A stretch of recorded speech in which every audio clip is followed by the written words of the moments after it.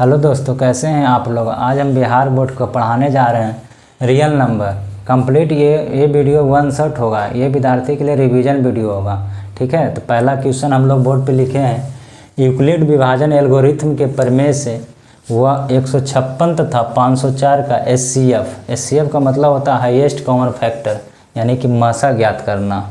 इसको बनाने के लिए सबसे पहले सॉल्यूशन करेंगे, हल लिखेंगे। यदि माना कि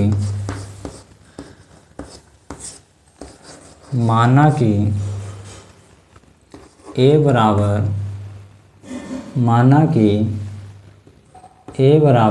504 तथा बी बराबर 156, तो इसमें लिखेंगे चरण फर्स्ट।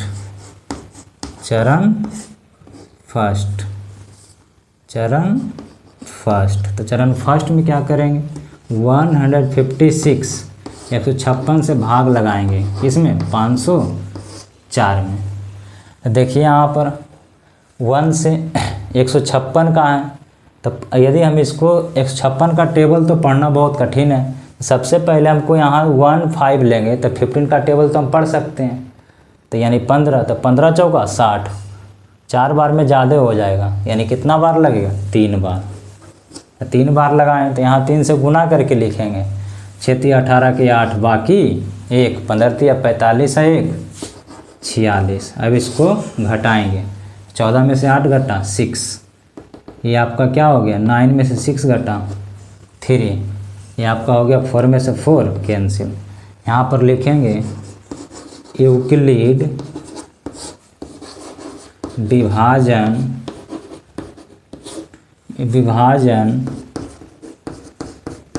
एल्गोरिथम के प्रमेय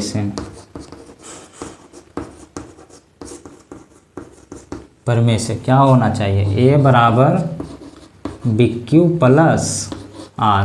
तो ए का वैल्यू कितना मेरा था, 504 equal to 156 multiply 3 plus R के जगह क्या होगा, 36। तो यहाँ R इक्वल टू कितना आया, 36।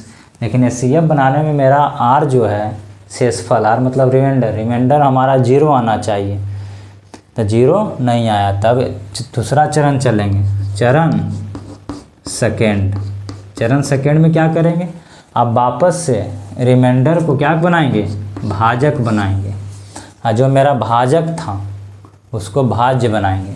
तो 156 में क्या करेंगे, डिवाइड देंगे, तो 5 बार में 3 बचे 15, अभी और है तो ज़्यादा हो जाएगा 5 बार में, तो यानी कितना बार लगेगा, 4 बार में। तो 4 बार में लगेगा तो 36 से गुना करके लिखेंगे 4 को, तो 36 चौका 144 होगा, तो 144। अब इसको क्या करेंगे, घटाएंगे, 6 में से 4 घटा 2, 5 में से 4 घटा 1। अब फिर वही वापस से यूक्लिड विभाजन प्रमेय से क्या हो जाएगा, 156 बराबर 36 मल्टीप्लाई 4 प्लस 12, तो R बराबर मेरा क्या आया, 12 आया। अभी भी R का वैल्यू 0 नहीं आया, तो यानी कि अभी और आगे बढ़ते जाना। अब हम चलेंगे चरण थर्ड में, चरण तीसरा। तो चरण तीसरा में क्या करेंगे, अब वापस से क्या करेंगे, 12 से डिवाइड किसको करेंगे, 36 को, तो 12 तिया 36। अभी मेरा यहाँ क्या बचा, 0, यानी कि यूक्लिड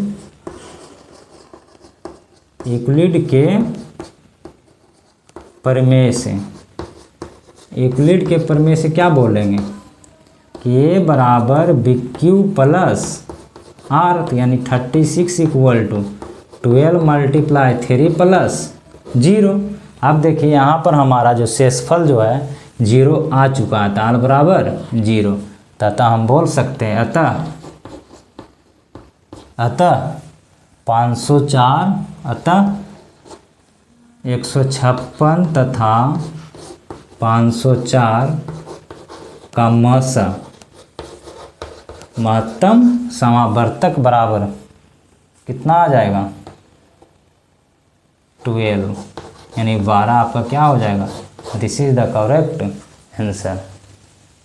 क्वेश्चन आपका हो गया। अब दूसरा क्वेश्चन आपका है वास्तविक संख्या में दर्शाएं कि मतलब सिद्ध करना कि प्रत्येक धनात्मक समपूर्णांक 2q के रूप का है एवं प्रत्येक धनात्मक विषम पूर्णांक 2q + 1 के रूप का है जहाँ q एक क्या है, पूर्णांक है।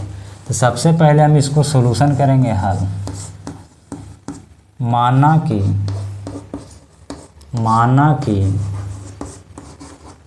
P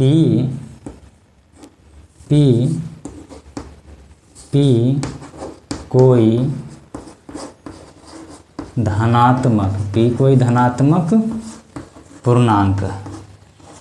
P कोई धनात्मक पूर्णांक है। फिर लिखेंगे माना कि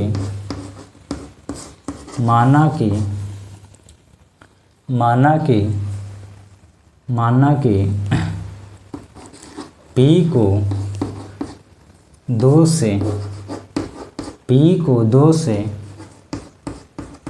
भाग देने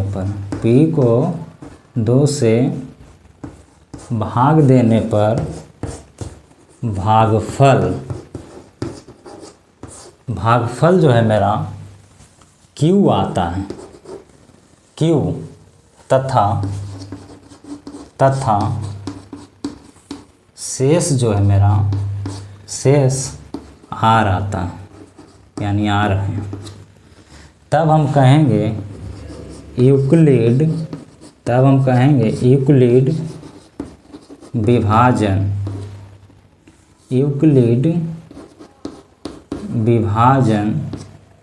प्रमेयिका से। तो यूक्लिड विभाजन प्रमेयिका आपका क्या है। यूक्लिड विभाजन प्रमेयिका आपका जो है भाज्य बराबर भाजक गुना भागफल प्लस शेषफल। तो यहाँ लिखेंगे भाज्य बराबर भाजक गुना भागफल प्लस शेष। यानी कि कहने का मतलब भाज्य मेरा बराबर P मेरा कोई धनात्मक पूर्णांक था। अब मैंने जब 2 से भाग देंगे P को, तो यानी भाजक मेरा क्या है 2 है, तो भागफल मेरा कितना आया था Q आया था। तो 2 × Q, शेषफल मेरा क्या आया था R आया था। तो हम बोल सकते हैं P बराबर 2Q + R। ये समीकरण 1 मान लेंगे, समीकरण 1। अब यहाँ पर हम लिखेंगे कि समीकरण 1 में R बराबर 0 तथा R बराबर 1 रखने पर हमें क्या मिलेगा, मिलेगा P बराबर 2Q + R का वैल्यू जब 0 रखेंगे तो मेरा क्या मिलेगा P बराबर 2Q। और जब समीकरण 1 में 2Q + R का वैल्यू क्या रखेंगे 1 रखेंगे, तो 2Q + 1 मिलेगा। तो हम बोल सकते हैं अतः धनात्मक समपूर्णांक,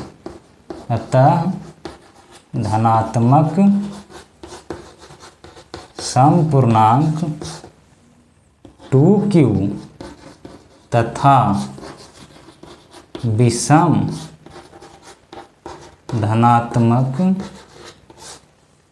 धनात्मक पूर्णांक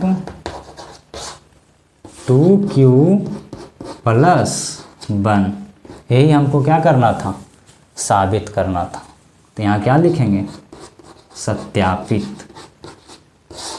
दिस इज द आपका क्या हो गया, प्रूव हो चुका है। चलो अब हम तीसरा क्वेश्चन पे आते हैं। क्वेश्चन लिखा हुआ है 2 पात्रों में 250 और 425 लीटर दूध है। पात्रों की महत्तम धारिता क्या है। जो दोनों पात्रों को दूध को पूर्ण रूप से माप सकते हैं। तो इसको एक थोड़ा सा प्रैक्टिकल करके देखते हैं। जैसे ये पहला आपका बीकर है, पात्र है, ये आपका दूसरा पात्र है, इसमें भी कुछ मिल्क है, इसमें मान लिया जाए मिल्क जो है आपका 250 लीटर है। इसमें आपका जो मित्र, ये भी एक बड़ा बीकर है, पात्र है, बर्तन है, जो भी समझिए आप, इसमें 425 लीटर आपका है।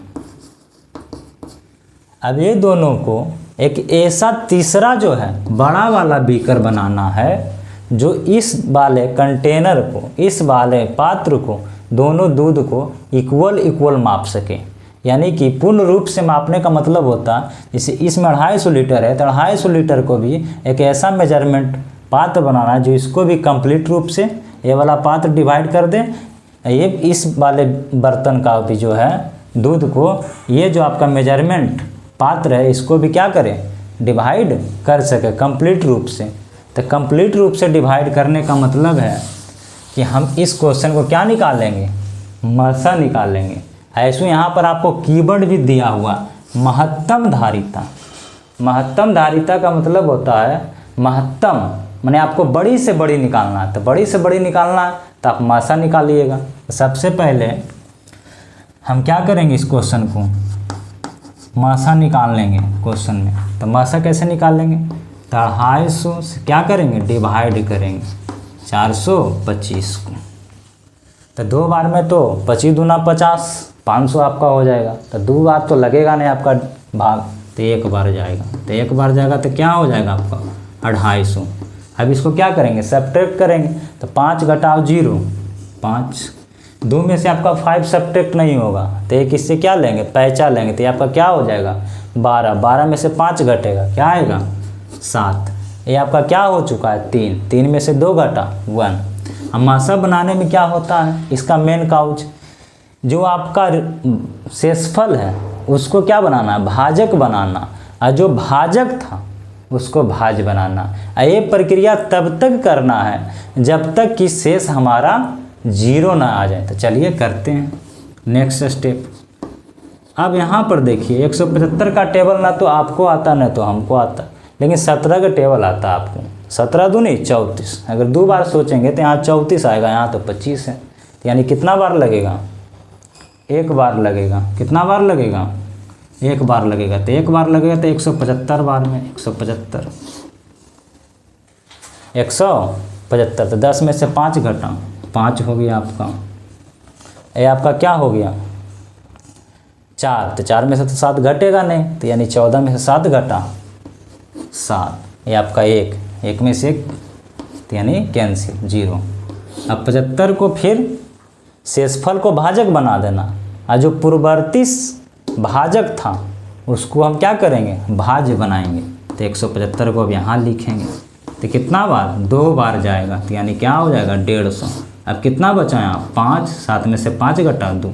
अब फिर से वापस से वही प्रोसेस करना आपको, शेषफल को भाजक बनाइए, और जो भाजक प्रीवियस था पहले वाला उसको भाज्य बना दीजिए। तो यानी 75, यानी क्या है 25 या 75। अब देखिए हमारा जो रिमाइंडर है 0 आ चुका है। तो हम बोलेंगे पात्र की महत्तम धारिता, अतः आंसर क्या लिखेंगे, पात्र की महत्तम धारिता क्या आ जाएगा। यहाँ मेरा क्वेश्चन किस में था, लीटर में था, तो यहाँ क्या आंसर हो जाएगा 25 लीटर। ये हमारा क्या हो जाएगा, करेक्ट आंसर हो जाएगा। चलो अब चौथा क्वेश्चन की ओर बढ़ रहे हैं। चौथा क्वेश्चन में है कि 4320 का अभाज्य गुणनखंड ज्ञात करेंगे। अभाज्य गुणनखंड का मतलब होता है कि जितना भी है शुरू से लेके अभाज्य संख्या से आपको क्या है, गुणनखंड निकालना है। तो चलिए हम इसको बनाने की कोशिश कर रहे हैं। तो हल में 4320 यानी 4320। अब देखिए इसमें सबसे ज़्यादा योगदान है अभाज्य गुणनखंड बनाने में विभाज्यता का नियम। जिसको विभाज्यता का नियम पहले से पता है वो क्या करेंगे, तुरंत लगाएंगे कि 2 से लग रहा है, कि 3 से लग रहा है, कि 5 से लग रहा है, कि 7 से लग रहा। जिसको नहीं पता उनको थोड़ा प्रॉब्लम हो सकती है, लेकिन फिर भी कोशिश करता हूँ। देखो इकाई संख्या 0 है, इसका इकाई संख्या 0 रहे, 2 रहे, 4 रहे, 6 रहे, 8 रहे, ये रहेगा इकाई संख्या, तो आपका क्या है इकाई अंक, तो आपका क्या होगा 2 से लगेगा। तो 2 से लगाएंगे तो 2 दूना 4, यहाँ क्या है फिर एक बार 2 एकम 2, यहाँ 1 बचा होगा तो 2 छक 12, फिर 0। अभी भी देखिए 2 से लग रहा है आपका, इकाई डिजिट क्या है 0 है, तो 2 से 2 एकम 2, 0 बार लगेगा, फिर 8 2 8 16 0, फिर 2 से लगाएंगे तो 54 दूना 108 0, फिर 2 से लगाएंगे 27 दूना 54 0। अभी भी देखिए 2 से लग रहा, 13 दूनी 26, यहाँ 1 बचा होगा, 1 पर 0 10, यानी 2 बचे 10। अब देखिए अब यहाँ पर डायरेक्ट 5 से नहीं लगाएंगे, अब 2 का मेरा अब 2 से नहीं लग रहा है, क्योंकि इकाई अंक जो है सम नहीं है, विषम आ गया। तब हम कोशिश करेंगे 3 के पास जाएंगे। तो 3 का भाज्यता का नियम क्या है, अंकों का योग यदि 3 का गुणज होता है या 3 से विभाजित होता है तो 3 से कटेगा, आपका पूर्णतः विभाजित होगा। 5 3 8 1 9, 3 से यानी कि लग रहा है, तो 3 से लगाएंगे। 3 चौका 12, यहाँ 1 बचा, 1 पर 5 3 5 15, लग रहा बहुत अच्छा। अभी भी देखिए 3 से लग रहा है आपका, तो 15 तिया 45, फिर 3 से लगाइए 5, फिर 5 से लगाइए 1, तो आंसर हम क्या लिखेंगे 43 20 का अभाज्य गुणनखंड। अभाज्य गुणनखंड, अभाज्य गुणनखंड कितना आया बच्चा आपका, 2 कितना टाइम्स आया 1 2 3 4 5, तो 2 multiply 2 multiply 2 multiply 2 multiply 2, 5 times हो गया। 3 कितना टाइम्स आया 3 टाइम्स, 3 मल्टीप्लाई 3 मल्टीप्लाई 3 मल्टीप्लाई 3, ये आपका 5 आया। अब देखिए कभी कभी आप ए भी आंसर दे सकते हैं, लेकिन इसको आप और शॉर्ट कर सकते हैं, इसको आप अभी और सोल्व कर सकते हैं। तो 2 कितना बार आया 1 2 3 4 5, तो इसको लिखे 2 पर पावर 5 मल्टीप्लाई। 3 देखिए कितना बार आया 1 2 3, तो 3 पर पावर 3। 5 कितना बार आया 1 ही बार है, तो इसको 5 रहने दीजिए। यही आपका क्या हो जाएगा अभाज्य गुणनखंड हो जाएगा, किसका 4320 का। 2 पर पावर 5 मल्टीप्लाई 3 का क्यूब मल्टीप्लाई 5, यही आपका आंसर हो जाएगा। चलिए देखिए अब आपका 5वां क्वेश्चन है, 23,750 में 5 का अधिकतम घात ज्ञात करना। घात का मतलब पावर, दूसरा रूप क्या कहेंगे एक्सपोनेंट कहेंगे इसको। तो ये आप कैसे निकालिएगा, तो इसके निकालने के लिए घात निकालना, पावर निकालना, तो इसको आपको पहले अभाज्य 23,750 का अभाज्य गुणनखंड निकालना होगा सबसे पहले। चलिए आइए सबसे पहले अभाज्य गुणनखंड निकालते हैं, किसका 23,750 का। देखिए इकाई अंक क्या है 0 है, यानी कि 2 से आपका क्या है लगेगा। 2 एकम 2, यहाँ कितना बचा कुछ नहीं, तो 2 एकम 2, यहाँ 1 बचा, 1 पर 7 17, 2 8 16, फिर यहाँ 1 बचा, तो 1 पर 5 15, तो 2 7 14, फिर 1 पर 0 10, 2 बचे 10। आपका 2 से लग चुका है। अब 2 से नहीं लगेगा, क्यों नहीं लगेगा, क्योंकि इकाई अंक ना तो 0 है, ना 2 है, न 4 है, न 6 है, न 8 है। अब कोशिश किससे करना 3 से करना है, क्योंकि 2 के बाद तो 3 ही आता। तो 5, अब 3 का नियम क्या है, संख्या के सभी अंकों का योग यदि 3 का गुणज हो तो संख्या जो है 3 से हमेशा विभाजित होगी। तो चलिए देखते हैं 3 के लिए कोशिश करते हैं। 5 7 12 8 20 21 22, 22 जो है 3 का गुणज नहीं है, तो इसलिए 3 से नहीं लगेगा। 4 से अब कहिएगा तो 4 से इसलिए नहीं, 4 से लगाया ही नहीं जाएगा, क्योंकि जब 2 ही से नहीं अब लग रहा तो 4 से कैसे लगेगा। तो अब किससे आना है, अभाज्य संख्या 3 के बाद 5 होता, आपको 5 से लगाना है। तो 5 दूना 10, यहाँ 1 बचा होगा, 1 पर 8 18, 5 तिया 15, यहाँ कितना बचा होगा 3, 3 पर 7 37, तो 3 पर 7 37, तो 5 7 35, 2 बचा होगा और 2 पर 5 25, तो 5 25। अभी भी देखिए इकाई संख्या क्या है, इकाई डिजिट 5 रहे या 0 रहे तो 5 से लगेगा, तो 5 से लगाएंगे। 5 चौका 20, यहाँ कितना बचा होगा 3 और 3 पर 7 37, तो 5 7 35, यहाँ 2 बचा होगा, 2 पर 5 25, तो 5 25। फिर देखिए 5 से लगाएंगे तो 5 9 45, यहाँ कितना बचा होगा 2, 2 पर 5 25, 5 25। अब देखिए 5 से लगाएंगे तो 19 बार में, फिर 19 से लगाएंगे तो 1 बार में। हमें क्या पूछा जा रहा है, 5 का ही क्वेश्चन में हमसे पूछा जा रहा है, भाज्य गुणनखंड नहीं पूछा जा रहा। 23,750 से 5 का अधिकतम घात बताइए। तो इसमें आपको अधिकतम घात बनाने के लिए सबसे पहले अभाज्य गुणनखंड निकालना होगा। तो यहाँ पर हम लिखेंगे कि 23,750 का अभाज्य गुणनखंड। अभाज्य गुणनखंड मेरा क्या आया, 2 एक बार आया, 5 कितना बार आया 4 टाइम्स 4 बार आया, तो 5 पर पावर 4 अभी जस्ट बता रहे थे, और 19 एक बार। अभी ये तो मेरा आंसर नहीं हुआ, ये मेरा अभाज्य गुणनखंड आया किसका 23,750 का। इसमें 5 का घात पूछ रहा था। देखिए यहाँ इसको देखिए आप, सिर्फ क्वेश्चन में इसके बारे में पूछा गया, क्वेश्चन में सिर्फ आपको इसके बारे में पूछा गया कि 5 का अधिकतम घात क्या है इसमें। तो 5 का अधिकतम घात कितना है, पावर देखिए 4 है, तो यहाँ लिखेंगे अतः 5 का अधिकतम घात कितना आया बराबर 4। ये हमारा क्या हो जाएगा, आंसर हो जाएगा। चलिए अब छठा क्वेश्चन में आते हैं।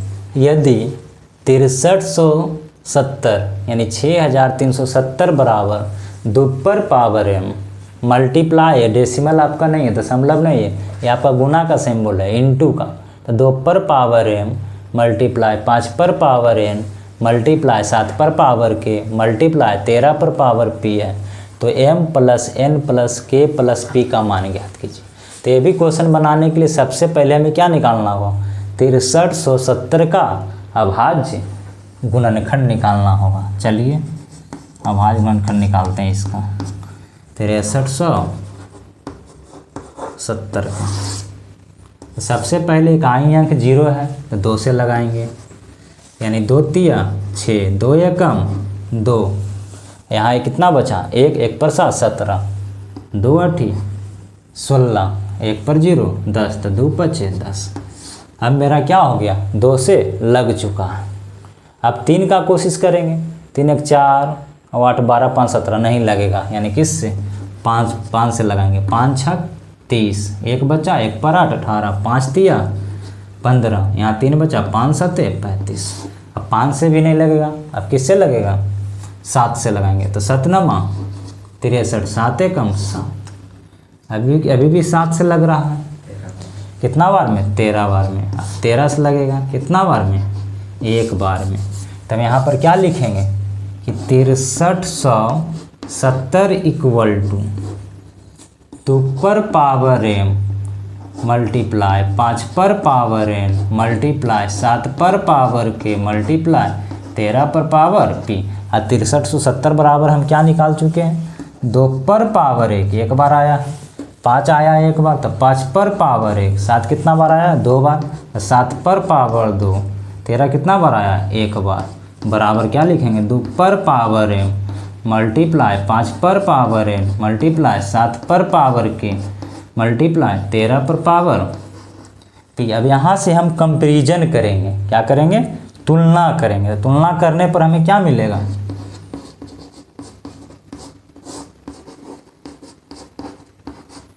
तुलना करने पर सबके बारी बारी से क्या आ जाएगा, हमें किसका वैल्यू पूछा जा रहा है m प्लस एन प्लस के प्लस पी।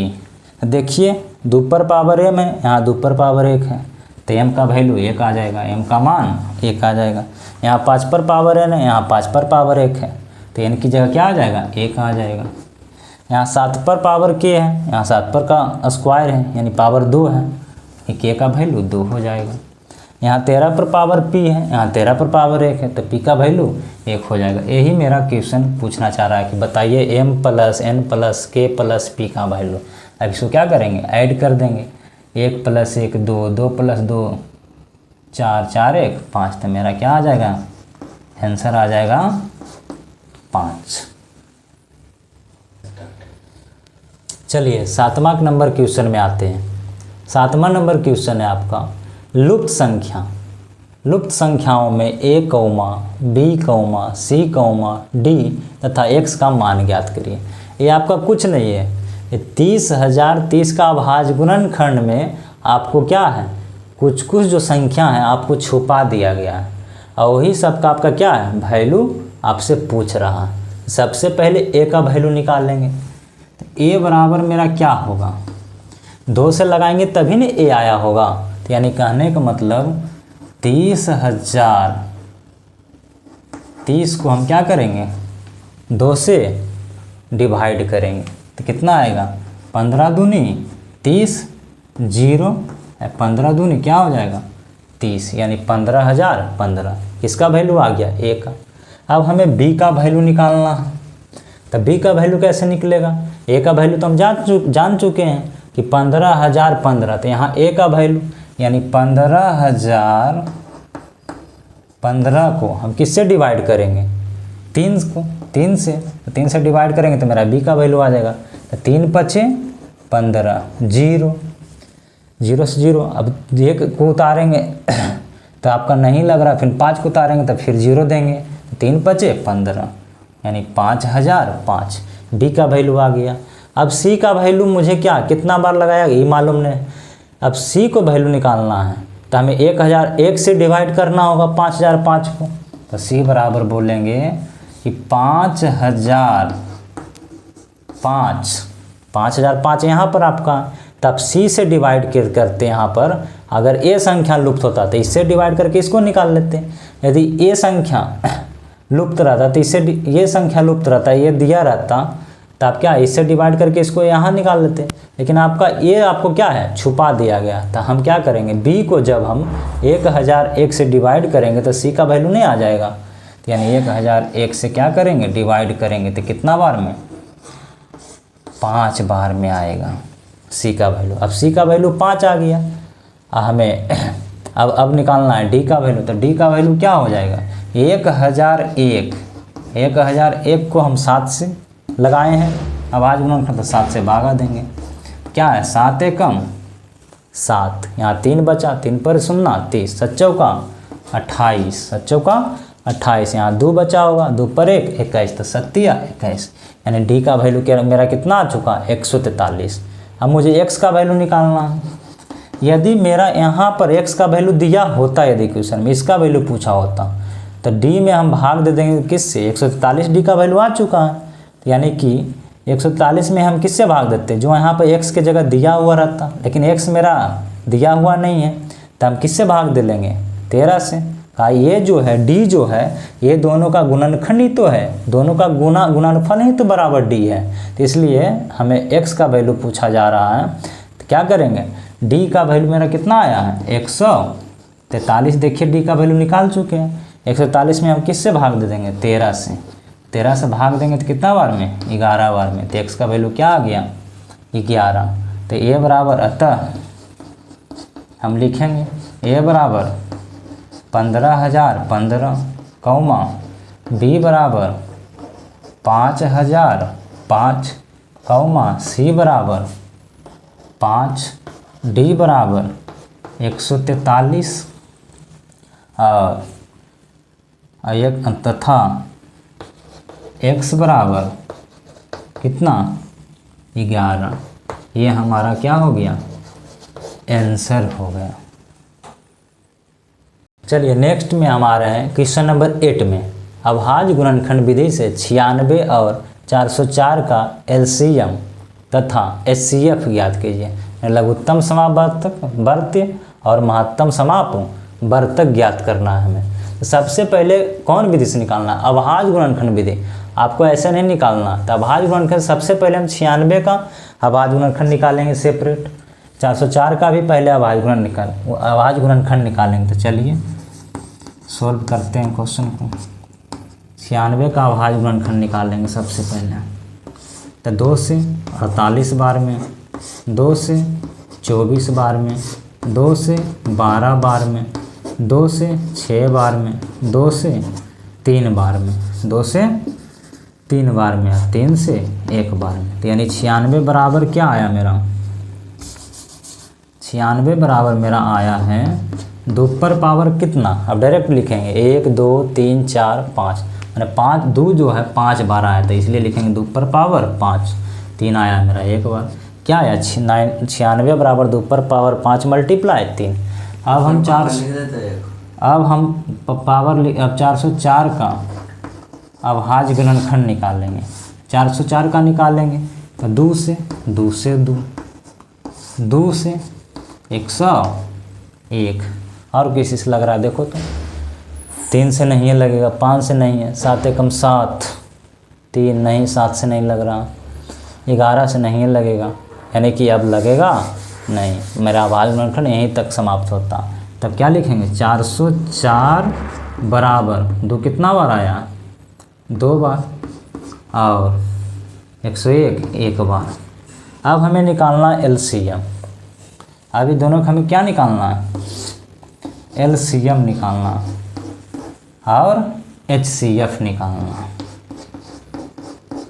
समझिए एचसीएफ में आपका जो दोनों में मैच करें, मैंने दोनों में जो कॉमन दिखे वो भयनिष्ठ हो, तो यहाँ जो है एचसीएफ में सबसे कम वाला लेंगे जो मैच कर रहा। तो यहाँ देखिए 2 पर पावर 2 है, यहाँ 2 पर पावर 5 है, तो ये दोनों में 2 मैच कर रहा है, लेकिन सबसे कम वाला लेंगे एचसीएफ में। यानी क्या आएगा 2 पर पावर 2, और कोई मैच कर रहा है नहीं, उभयनिष्ठ नहीं दिख रहा मुझे, कॉमन नहीं दिख रहा, यानी एचसीएफ मेरा क्या आ जाएगा 4 आ जाएगा। अब एलसीएम में बात रह गया, तो इसमें सबसे बड़ा वाला पावर को सबसे पहले लेना। सबसे बड़ा पावर कौन है, 2 पर पावर 5, और जो नहीं मैच कर रहा है, 2 तो मैच कर रहा था, 2 पर पावर 2, इसमें 2 पर पावर 5 है, तो ये मैक्सिमम वाला आपको लेना है एलसीएम में 2 पर पावर 5। अब बाकी जो बच गया 2 को तो हम ले ही लिया, 2 पर पावर 5 में 2 पर पावर 5 तो शामिल हो ही गया, 2 पर पावर 2 भी शामिल हो गया। बाकी जो बच गया उसको भी हम क्या करेंगे, लिखेंगे, इसको गुना करेंगे। तो गुना करेंगे तो कितना आएगा, 2 पर पावर 5, तो 2 दूनी 4 दूनी 8 दूनी 16 दूनी 32, 32 गुना 3 96, 96 गुना हम 101 करेंगे, 96 गुना 101 करेंगे तो कितना आ जाएगा, 96 कम 96 के 6 बाकी 9, यानी 9 हो गया, 96 कम 96। तो यानी मेरा आंसर क्या आया, एलसीएम मेरा क्या आया 9696, एचसीएफ मेरा क्या आया। तो ये दोनों मेरा क्या हो जाएगा 96 मेरा क्या आ जाएगा 9696 एलसीएम हो जाएगा, अब एचसीएफ हो जाएगा 4। ये आपका आंसर हो गया। ठीक है, नेक्स्ट क्वेश्चन नंबर 9 में आते हैं। 96 और 404 का एलसीएम तथा एचसीएफ ज्ञात करें। तथा मैंने आपका इसमें 2 क्वेश्चन है, एलसीएम भी 96 और 404 का ज्ञात करना, एचसीएफ भी ज्ञात करना है, तथा सत्यापित भी करना। सत्यापित मैंने सिद्ध करना है कि 2 संख्याओं का गुणनफल जो होता है एलसीएम गुना एचसीएफ होता है। तो सबसे पहले हम क्या करेंगे, ये दोनों का एलसीएम निकालेंगे, उसके बाद एचसीएफ निकालेंगे। तो 96 और 404 का एलसीएम सबसे पहले निकालते हैं। इसमें आपका विधि नहीं बताया गया कि अभाज्य गुणनखंड से निकालिए या भाग विधि से। आपको किसी मेथड जो अच्छा आपको लगता है, भाग विधि तो भाग विधि से निकाल लीजिए, अभाज्य गुणनखंड विधि तो अभाज्य गुणनखंड विधि। क्वेश्चन में आपका बाउंडिंग कौन है कि अभाज्य गुणनखंड से निकालिए या भाग विधि से निकालिए। चलिए हम भाग विधि से निकालते हैं। 96 और 404 का एलसीएम। तो सबसे पहले 2 से लगाएंगे 48 बार में 200, 2 हो गया, 2 से लगाएंगे 24 बार में, ये आपका क्या हो गया 101। अब तो लगेगा नहीं, तो लगने लगे तो एलसीएम बराबर क्या हो जाएगा, अलग अलग हो, गुना कर देंगे, 2 गुना 24 गुना 101, यानी बराबर क्या आ जाएगा 2 दूनी 4, 24 गुना 4 96, 96 गुना 101 96, यानी एलसीएम मेरा क्या आया 96। ये मेरा अभी यहाँ का आंसर हुआ। अब बोल रहा है एचसीएफ निकाल लो। अब वापस से एचसीएफ इसको निकालेंगे, तो 9 चौका देखिए 96 का टेबल ना तो आपको आता है ना तो हमको आता है, तो क्या करेंगे, पहला जो डिजिट है उसको तो आता है, 9 को टेबल आता है, तो 9 चौका 36, 360 और 6 छक 36, यानी आपका 4 टाइम्स 4 बार में लग जाएगा आपका। तो 6 चौका 24 के 4 बाकी 2, 9 चौका 36 और 2 38, 6 चौका 24 के 4 बाकी 2, 9 चौका 36 और 2 38, 4 में से 4 सब्ट्रैक्ट हुआ 0, 10 में से 8 2, ये आपका क्या हो गया 3, 3 में से 3 क्या हो गया 0 हो गया। अब 20 से लगाएंगे, तो 20 चौका 80 हो गया आपका, यहाँ 16 आ गया, आप 16 से लगाएंगे 20 में, 16 है कम 16, 4 आ गया, 4 चौका 16। तो एचसीएफ मेरा क्या आया, एचसीएफ मेरा अंतिम का भाजक, जो एचसीएफ होता मासा होता अंतिम का भाजक, ए वाला 4 नहीं, ए वाला 4 अंतिम का भाजक ये है, तो एचसीएफ बराबर 4। अब कह रहा है कि सत्यापित भी करना कि 2 संख्या का गुणनफल बराबर होता है लसा गुना मसा। तो यहाँ पर चलिए अब सत्यापित में आते हैं, पार्ट सेकेंड में। तो 2 संख्या का गुणनफल निकालेंगे, यानी कहने का मतलब पहली संख्या गुना दूसरी संख्या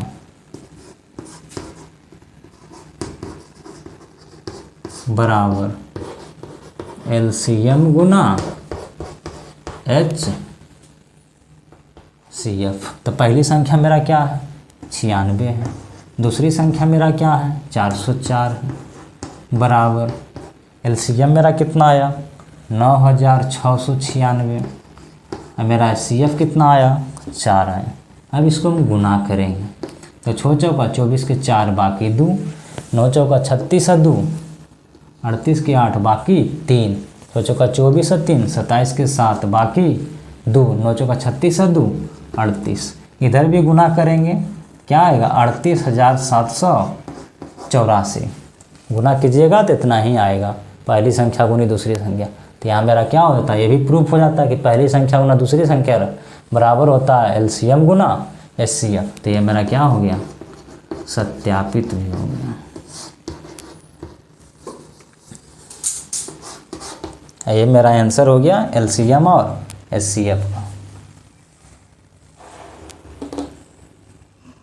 चलिए देखिए अब क्वेश्चन नंबर नेक्स्ट में आते हैं, क्वेश्चन नंबर 10 में यदि एचसीएफ इन ब्रैकेट, तब ब्रैकेट समझिएगा तो 96,404 बराबर 4 है, तो इसका मतलब हुआ 96 जो है पहली संख्या और 404 जो है दूसरी संख्या, ये दोनों संख्या का एचसीएफ क्या है 4 है, और आपसे एलसीएम पूछा जा रहा है कि ये दोनों संख्या का एलसीएम बताइए।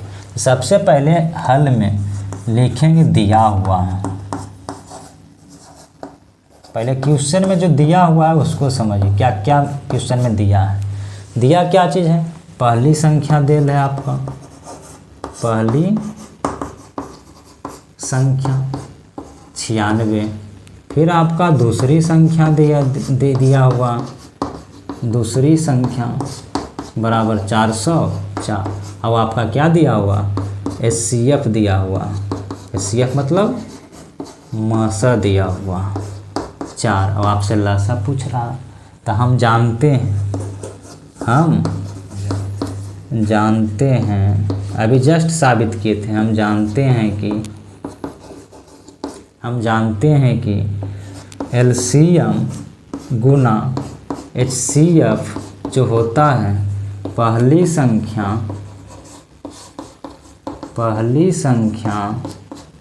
गुना दूसरी संख्या, ये हम अभी बताए थे, प्रूफ किए थे, सत्यापित किए थे। तो एलसीएम मेरा कितना है, एलसीएम के बारे में मुझे पता नहीं है, तो एलसीएम ही रहने दीजिए। एचसीएफ मैंने मासा मेरा 4 है तो मैंने 4 लिख दिया। पहली संख्या मेरा 96 है, 96 तो 96 लिख दिया। दूसरी संख्या 404 है तो 404 लिख दिया। अब यहाँ मुझे एलसीएम चाहिए। क्या चाहिए, एलसीएम चाहिए। तो एलसीएम बराबर क्या होगा, 4 मेरा मल्टीप्लाई में है तो इसका ट्रांसपोरेशन करेंगे, यानी इसको इधर से क्या करेंगे, हटाएंगे। जिसका वैल्यू निकालना होता है उसको अपने साइड रखते हैं और बाकी जो बच जाता है उसके ऑपरेशन से माने संक्रियाएं द्वारा हटाते हैं। तो 4 इधर गुना में तो इसको ट्रांसफ़र करेंगे उधर, इसमें गुना में तो उधर भागा में जाएगा, यानी बटा में जाएगा। 96 गुना 404 बटा 4। 4 से क्या करेंगे, काटेंगे इसको। 4 एकम 4 0, 4 एकम 4, यानी 96 गुना 101। ये मेरा क्या आ जाएगा, एलसीएम। गुना करेंगे तो क्या आ जाएगा, 96। यही आपका क्या हो जाएगा, आंसर हो जाएगा। चलिए नेक्स्ट क्वेश्चन में आते हैं। क्वेश्चन नंबर 11 में, यदि एलसीएम, ये आपका पहली संख्या ये आपका दूसरी संख्या, एलसीएम जो है 96 और 168 का 672 है और आपसे क्या है, एचसीएफ पूछा जा रहा है ये दोनों संख्या का। तो इसमें आप सबसे पहले आपको समझना पड़ेगा कि क्वेश्चन में हमको क्या चीज़ दिया हुआ। तो दिया हुआ है मेरा क्वेश्चन में पहली संख्या कितना दिया हुआ, 96 और दूसरी संख्या जो है 168 है और एलसीएम भी मेरा दे दिया 672। हमसे क्या पूछ लिया, एचसीएफ पूछ लिया। तो हम जानते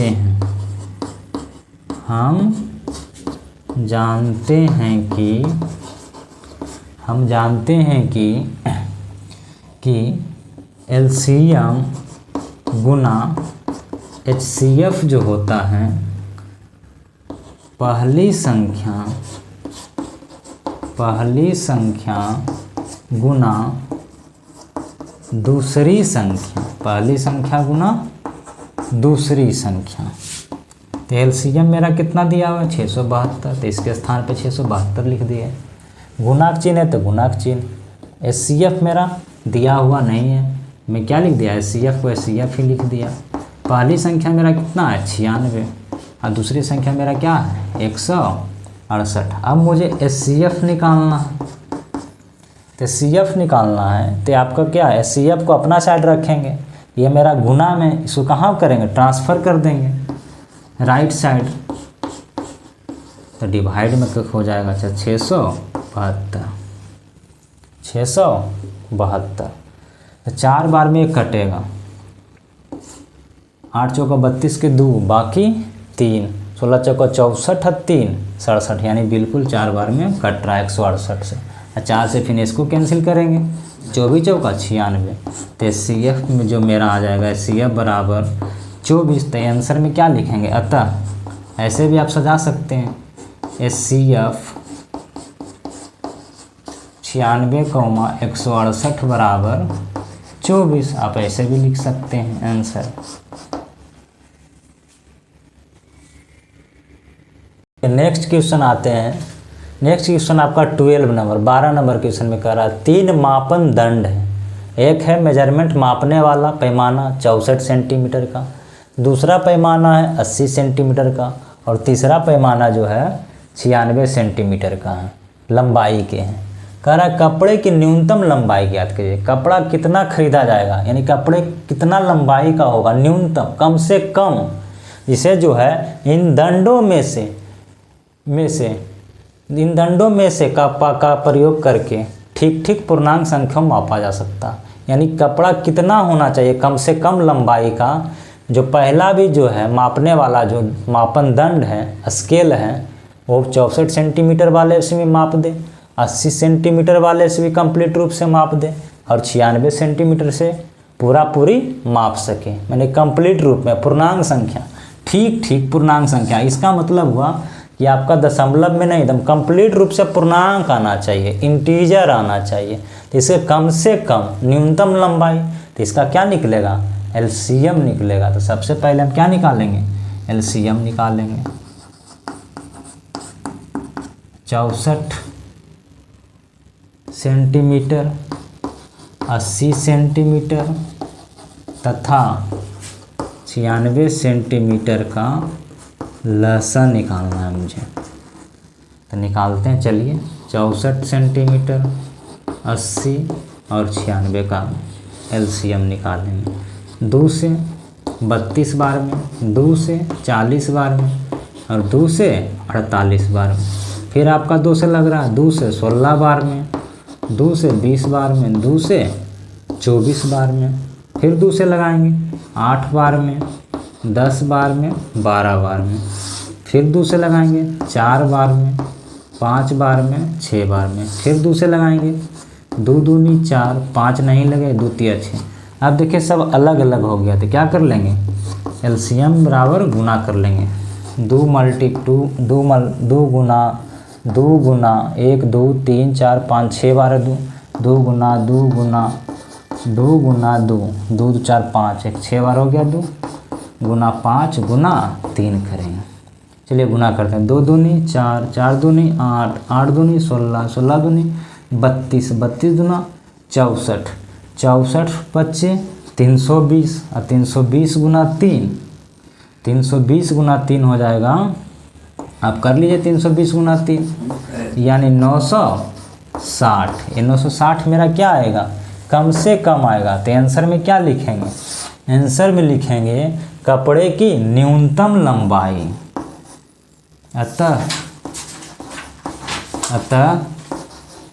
कपड़े की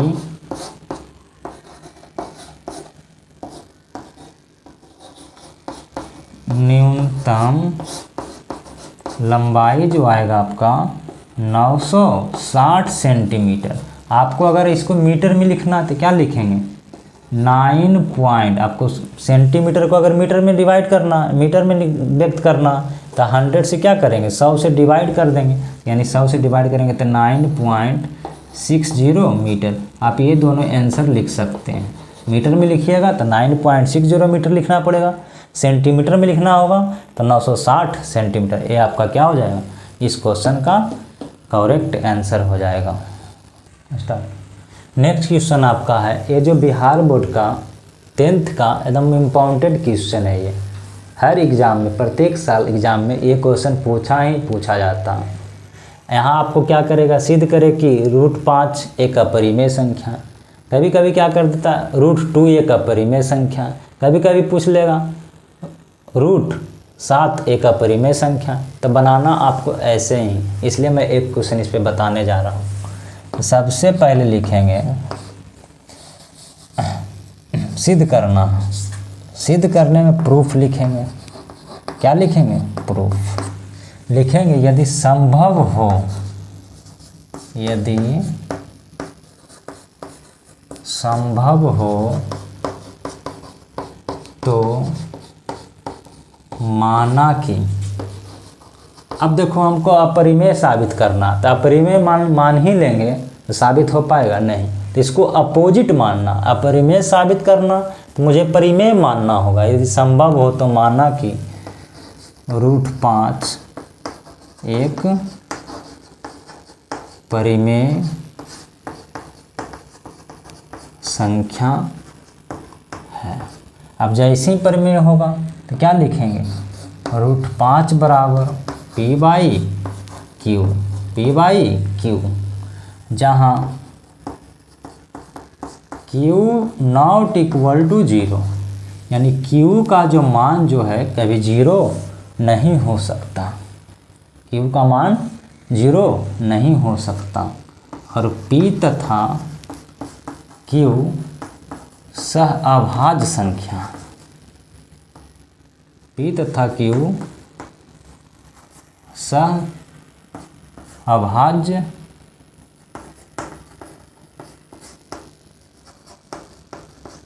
संख्या है, सहभाज्य संख्या है। अब क्या लिखेंगे, अब दोनों तरफ वर्ग करेंगे, दोनों तरफ वर्ग करने पर, दोनों तरफ वर्ग करने पर, दोनों तरफ वर्ग करेंगे तो क्या होगा, √5 का स्क्वायर बराबर p बटा q का स्क्वायर। तो √5 का स्क्वायर 5 हो जाएगा, p का स्क्वायर p स्क्वायर, q का square q square. Cross multiply करेंगे, इसके नीचे कुछ नहीं तो एक है, तो हम गुना करेंगे तो क्या हो जाएगा 5q स्क्वायर बराबर p स्क्वायर। अब हमें q स्क्वायर का डिवाइड करना, q स्क्वायर का वैल्यू निकालना, तो p स्क्वायर बटा 5। यहाँ पर क्या हो रहा, यहाँ पर आपका हो रहा है समीकरण x को 1 मान लेंगे, तो यानी क्या हो रहा है यहाँ पर 5 p स्क्वायर को विभाजित करती है, 5 p स्क्वायर को विभाजित करती है। और जब p स्क्वायर को विभाजित करेंगे तो p को भी विभाजित करेंगे, तो 5 जो है p को भी विभाजित करती है, विभाजित करती है। माना कि p बराबर 5 के समीकरण 1 में रखने पर, 1 में रखने पर, तो 1 में रखेंगे p का वैल्यू कितना 5 के, तो क्या हो जाएगा q स्क्वायर बराबर 5k का स्क्वायर बटा 5 हो जाएगा। अब यहाँ पर नेक्स्ट स्टेप में आते हैं, तो यानी q स्क्वायर बराबर 5 का स्क्वायर 25, k का स्क्वायर बटा 5, यानी 5 से 5 कैंसिल हो गया, यानी क्या हो गया 5 से 5 25, 5 जो है 25 को कैंसिल करेंगे 5 से 5 बार में, यानी क्या आया मेरा 5k स्क्वायर बराबर q स्क्वायर, तो k स्क्वायर बराबर q स्क्वायर बटा 5। तो यहाँ क्या लिखेंगे, ऐसा हमारा क्या हो जाएगा समीकरण 2, 5 q स्क्वायर को भी विभाजित करती है, विभाजित करती है। अब 5 q को भी विभाजित करती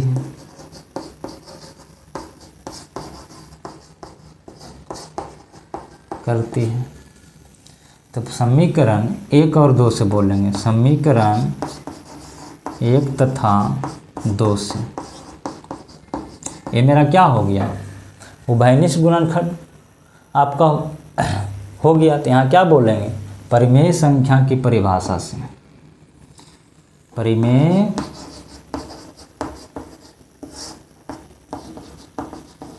संख्या की परिभाषा से,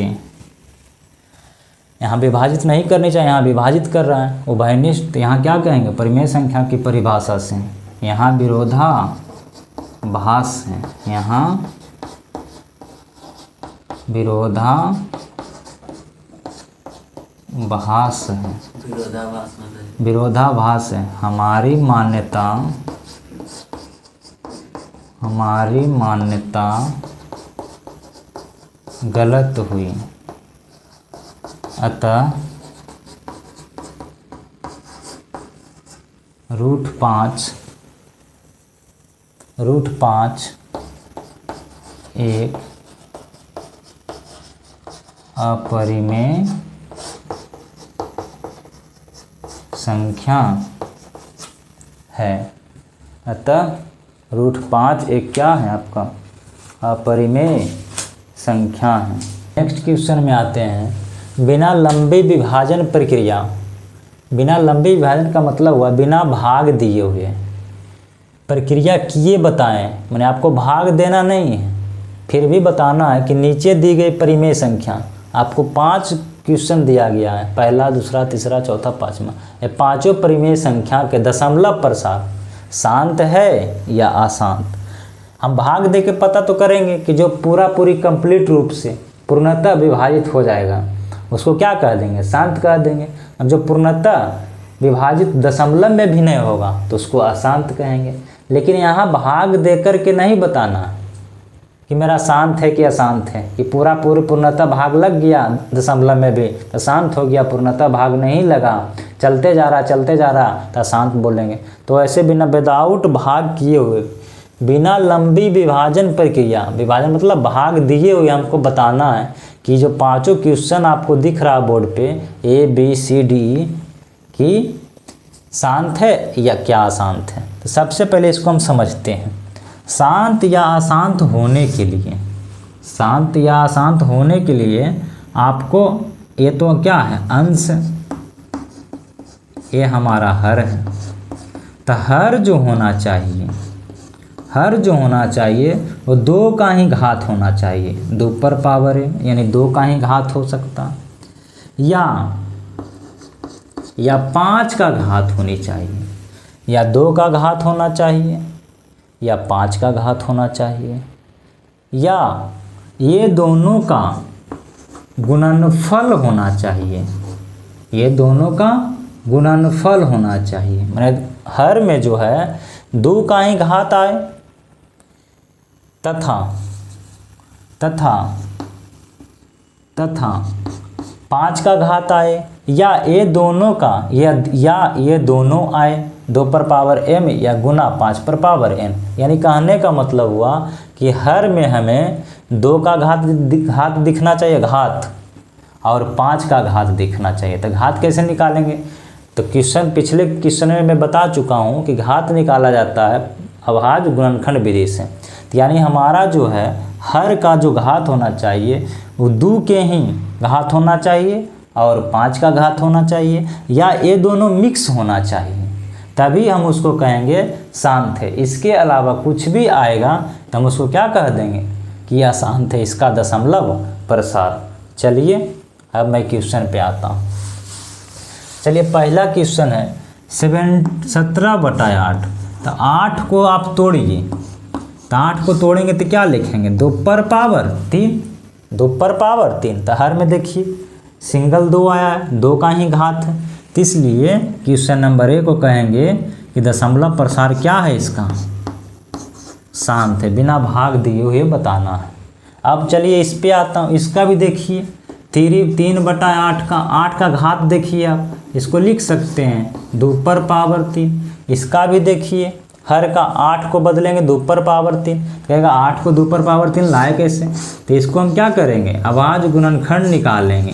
तो देखिए 2 का ही रूप में सब दिख रहा यानी 2 पर पावर 3 इसको लिखेंगे, तो 2 का ही घात दिख रहा। तो इसका मतलब है कि यह क्या है शांत है, इसका दशमलव प्रसार क्या हो जाएगा शांत। अब इसको आता हूँ मैं 29/343 को हम तोड़ेंगे। जब हम 343 को तोड़ेंगे तो अभाज्य गुणनखंड निकालेंगे 343 का। तो चलिए निकाल के देखते हैं। तो क्या करेंगे 7 से लग रहा 7 चौका 28, 7 9 63 7, यानी कहने का मतलब यह 7 का क्यूब है। तो यानी इसको 343 को हम लिखेंगे 7 का क्यूब। तो देखिए हर जो हमारा जो है हर जो है ना तो 2 का घात है और ना ही 5 का घात है और न ही दोनों का है, ये अलग है। तो इसलिए इसको क्या बोल देंगे कि ये जो है 29/343 जो है इसका दशमलव प्रसार जो है अशांत होगा, बिना भाग दिए हुए बताएं। अब इसको आइए 6/15 यानी 6/15। तो आप कहिएगा कि सर इसमें तो क्या है 3 गुना 5 है, तो ये तो होगा नहीं। तो होगा नहीं तो आप देखिए अंश और हर देखिए कुछ कैंसिल होता है तो कैंसिल कीजिए, काटिए इसको। तो काटेंगे तो क्या हो रहा 2 आ रहा था, यानी कहने का मतलब ये 2/5 है। तो इसका हर आप देखिए हर, तो देखिए 5 का ही घात कुछ नहीं है तो घात 1 है, पावर 1 होता है। तो 5 का ही घात है यानी 2 का घात आए तब पर भी शांत, 5 का घात आए तब पर भी शांत, या 2 5 दोनों के मिल करके घात आए तब पर भी क्या हो जाएगा शांत हो जाएगा। तो इसका जो दशमलव प्रसार जो है शांत हो जाएगा।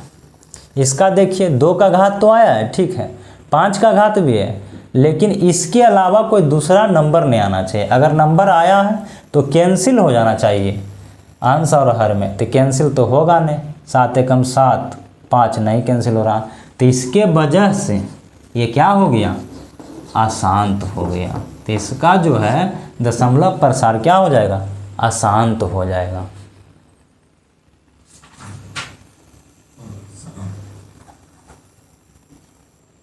चलिए नेक्स्ट क्वेश्चन आता है, क्वेश्चन नंबर 15। निम्नांकित संख्याओं में जिनके दशमलव विस्तार शांत है उनके दशमलव प्रसार लिखें। मैंने दशमलव प्रसार यहाँ देखिए 4 क्वेश्चन है, A B C D। तो निम्नांकित संख्या में जिनका दशमलव विस्तार शांत है उन्हीं का दशमलव प्रसार लिखना।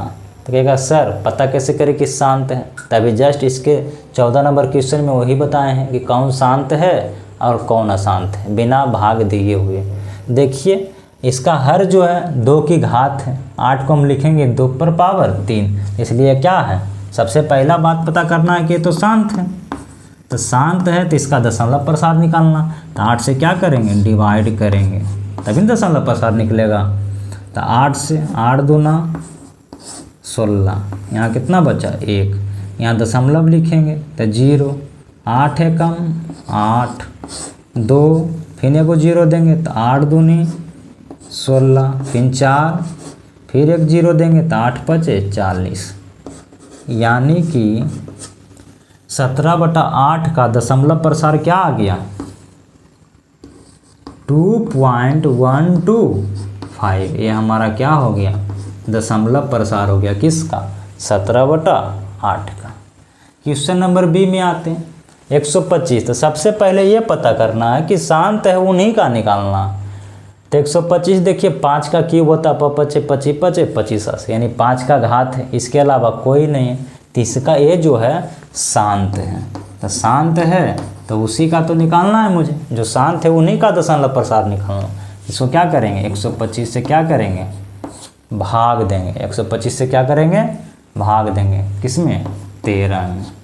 देखिए 125 का अगर एक बार भी लगाएंगे तो यहाँ कितना 125 आएगा, लेकिन यहाँ तो 13 है, इससे छोटा है।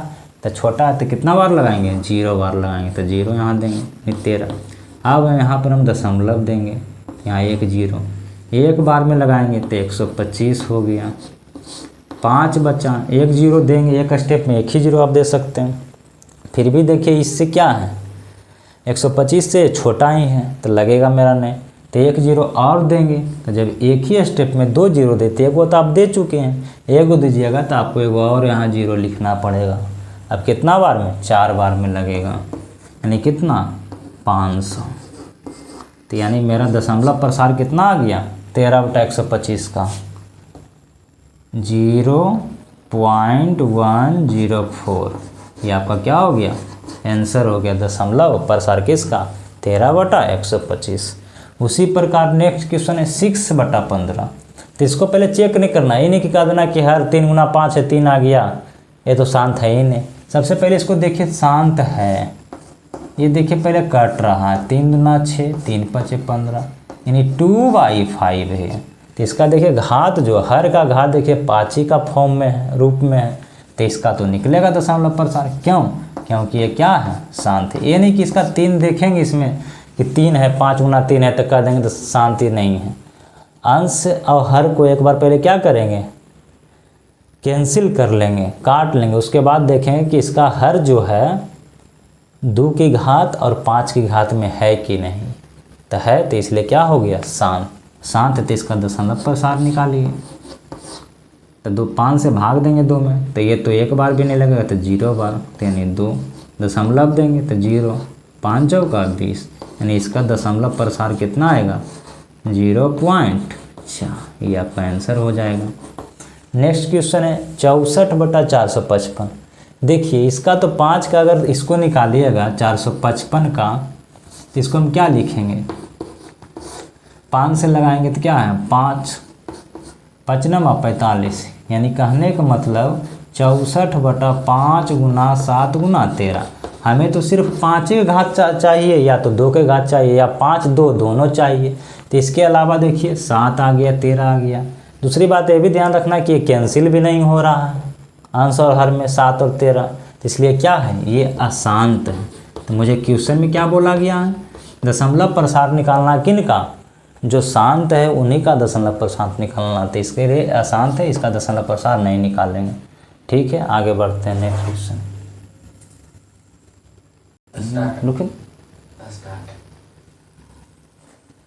नेक्स्ट क्वेश्चन है क्वेश्चन नंबर 16। निम्नांकित दशमलव को परिमेय संख्या p बटा q के रूप में लिखें। p बटा q का मतलब क्या होता है, अंश बटा हर के रूप में लिखना, मैंने भिन्न के रूप में लिखना। ये आपका दशमलव में दिया। तो ये तो पहला क्वेश्चन जो सबसे ईजी है। सबसे पहले क्या करेंगे, दशमलव को हटाएंगे तो क्या आएगा, डिवाइड लाइन आएगा, बटा आएगा। दशमलव के बदले आपको 1 देना। दशमलव के बाद कई अंक हैं, 1 अंक है, तो 1 0 दीजिए। अब आप इसको सिंप्लीफाई कर लीजिए, सरल कर लीजिए, हल कर लीजिए। तो 5 से कट रहा, 5 दूना 10, 5 नमा 45, यानी क्या आ गया मेरा 9/2, 9/2। तो इसका क्या है, देखिए p बटा q के रूप में हो गया, अंश बटा हर के रूप में हो गया। चलिए क्वेश्चन नंबर 2 में आते हैं। 4.4 पे रेकड़िंग है, 4.4, ये दोनों में अंतर है। 4.4 इक्वल टू 4.4 रेकड़िंग, ये इक्वल नहीं होता। तो बहुत लोग इसको इक्वल समझते थे, ये इक्वल नहीं होता, ये 4.4 है। इसका मतलब क्या हुआ कि 4.4444444 ऐसे चलते रहेगा, इसका ये मतलब होता। तो ये आपका तो कहिएगा बड़ा कौन होता है छोटा कौन है, तो 4.4 ही है। इसके बाद ज़्यादा लिखिएगा तब 0 लिख सकते हैं इसके बदले, तो बड़ा आपका इससे ये बड़ा होता है। ठीक है, तो इसको हम सोल्व करते हैं। तो ये दोनों में डिफरेंस समझ में आ गया होगा।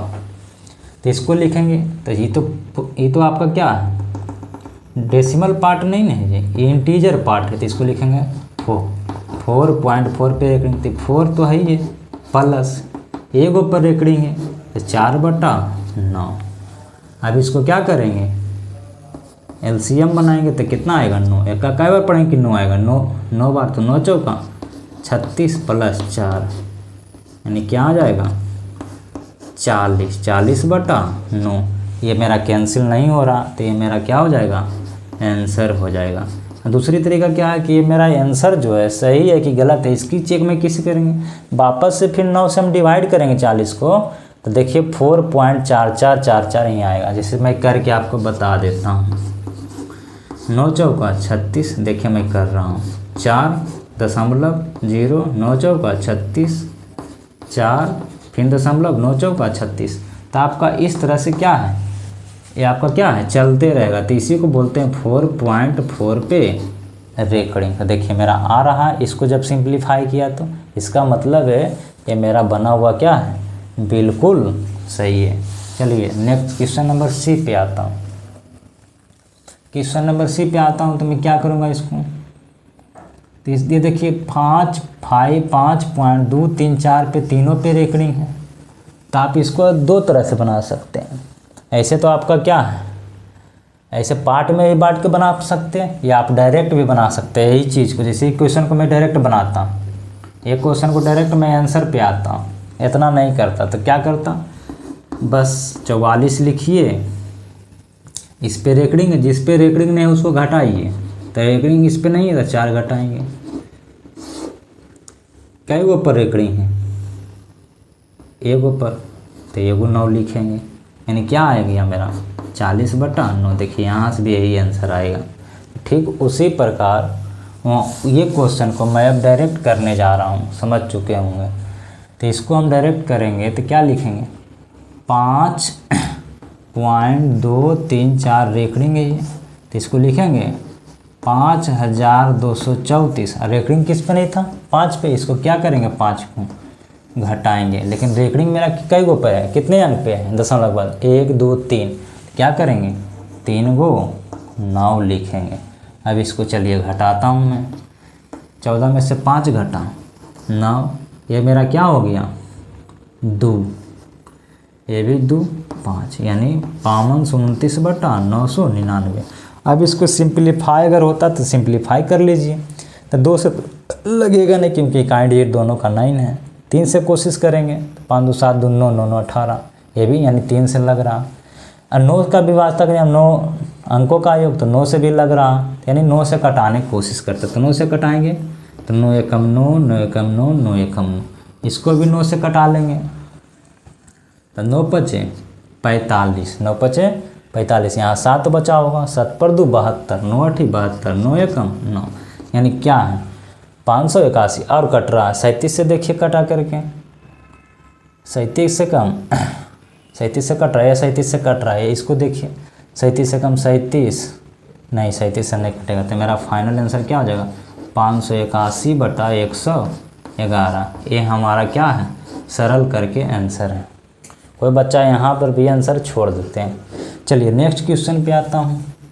यहाँ पर क्या करना है, इसको भी डायरेक्ट बनाइए, 5 2 3 4 लिखिए। रेटिंग किस पे है 3 4 पे, 5 पॉइंट है, इसको अब क्या करेंगे 5 2 3 4 लिखिए।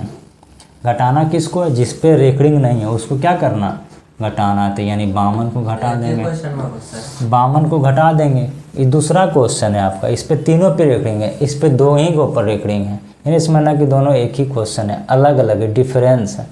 2 गो पर है तो यानी 2 गो पे नहीं है तो 2 गो क्या करेंगे घटाएंगे। देखिए 2 गो पर रेकरिंग है तो इसलिए 2 गो 9, एक दशमलव के बाद है तो 1 0, यानी 990 इसको लिखेंगे। ये नहीं कि यहाँ की तरह 999 लिख देंगे, यहाँ 999 इसलिए लिखे थे कि यहाँ तीनों अंक पे रेकरिंग है, इसलिए 3 गो 9 लिखे। यहाँ पर 2 ही अंक पे रेकरिंग है तो 2 गो 9 लिखेंगे, और दशमलव के बाद 1 गो है, 1 अंक पे रेकरिंग नहीं है दशमलव के बाद तो 1 0 लिखेंगे। अब इसको क्या करेंगे घटाएंगे, 4 में से 2 घटेगा 2, 13 में से 5 घटेगा 8, यह हो गया 1, यह 5, 990। अब ट्राई कीजिए किससे कट रहा, 2 से भी कट रहा, शायद कट रहा है काइंडली दोनों का। 9 से देखिए 5 2 7, 1 8 8 16, 9 से नहीं कट रहा, 2 से कट रहा, तो चलिए 2 से कटाते हैं इसको। तो 2 से कटाएंगे, 2 चौका 8, यहाँ 1 बचा होगा, 2 9 18, 1 2 बचे 10, इसको भी 2 से कटाएंगे तो क्या हो जाएगा 25 2 50, यहाँ 1 बचा होगा, 1 पर 8 18, तो 2 9 18, 2 एकम 2, सही है। 25 2 50, 1 2, 1 पर 8 18, 2 9 18, कट गया, 2 एकम 2। और किसी से कट रहा भाई 7 से, 5 से तब कटेगा नहीं, 7 से देख लो, 7 49 नहीं कटेगा, नीचे ला नहीं कट रहा तो ऊपर भी नहीं कटेगा, यानी क्या करना 9 4 13 5 18, 5 2 7 1 8 नहीं कटेगा, यानी मेरा आंसर क्या हो जाएगा 2591 बटा 495।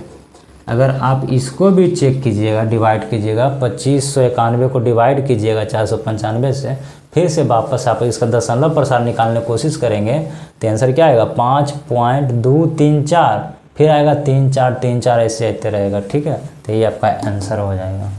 चलिए नेक्स्ट क्वेश्चन में आते हैं। 17 नंबर, बताना है, बताइए कि 15/24 का दशमलव प्रसार शांत है कि या नहीं। आपको आंसर हाँ शांत है या नहीं में देना है, तो हाँ लिखना है, नहीं तो नहीं लिखना। तभी जस्ट मैं सिखाया था कि जो हर होता है आपको हर को देखना है। तो हर देखिए हमारा क्या है 24 है, क्वेश्चन नंबर 17 में बता रहा हूँ, हर 24 है। तो 24 में आप देखिए 15/24, सबसे पहले मैं क्या बोला था कि 2 की घात देखना, तो कहेगा कि सर इसमें तो 3 के भी घात नज़र आ रहा है, 3 के घात नज़र आ रहा, तो एक बार आप अंश हर दोनों को देखिए, कैंसिल होता है तो कैंसिल कर लीजिए, कटा लीजिए। तो 3 से देखिए कट रहा है, 3 5 15, 3 8 24, यानी 5/8।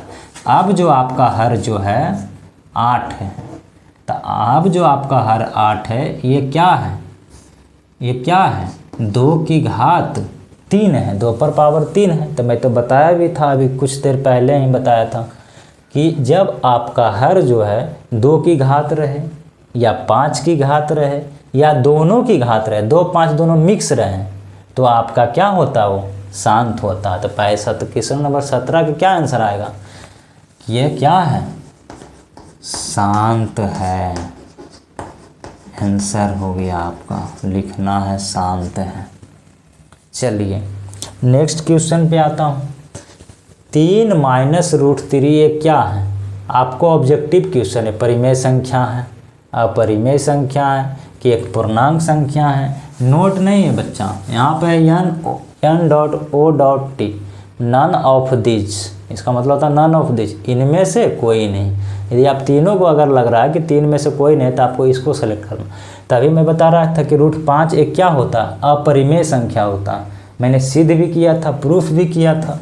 तब मैंने एक चीज़ बताता हूँ कि एक परिमेय संख्या, आपका 3 जो है परिमेय संख्या। अपरिमेय कहते किसको, जिसका पूरा पूरी जो है कंप्लीट रूप से वर्गमूल ना निकल पाए, या जिसको हम P/Q के रूप में हम लिख नहीं सकते। P/Q के बोलने का मतलब होता है जिसको हम अंश बटा हर के रूप में मैं लिख नहीं सकते, उसको क्या कहेंगे, अपरिमेय कहेंगे। तो इसको देखिए, ये तो परिमेय आपका 3 है, लेकिन ये क्या है, √3 अपरिमेय संख्या। तो हम क्या बोलेंगे कि एक परिमेय संख्या और एक अपरिमेय संख्या के अंतर से तथा, 2 लाइन बोल रहे हैं एक ही, अंतर से तथा योगफल से जो संख्या बनता है वो अपरिमेय ही बनता है। इसलिए 18 नंबर को आंसर किसके साथ जाएंगे, अपरिमेय संख्या। चलिए नेक्स्ट क्वेश्चन है क्वेश्चन नंबर 19।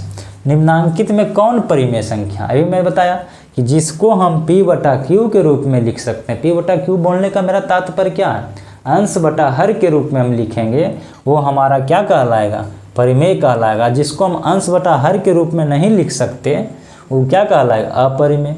दूसरी बात मैं ये भी बताया था कि कंप्लीट रूप से है उसका क्या है, वर्गमूल निकलना चाहिए। तो देखिए 49/64, इसका वर्गमूल क्या आ जाएगा, 7/4 आ जाएगा। इसका क्या आ जाएगा, 8/9 आ जाएगा।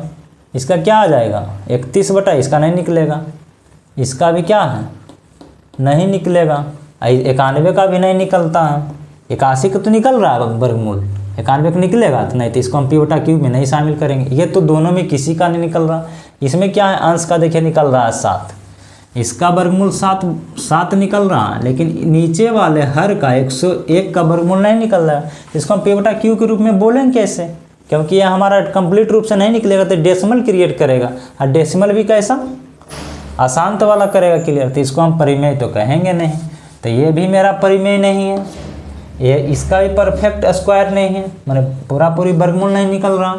इसका भी 1 का निकल रहा, अंश का हर का नहीं निकल रहा, तो ये भी परिमेय नहीं है। इसमें देखिए क्या आ रहा है, 49 का वर्गमूल 7 आ जाएगा, 64 का वर्गमूल 8 आ जाएगा। तो इसलिए हमारा आंसर क्या आएगा, इसके साथ हम जाएंगे √49/64।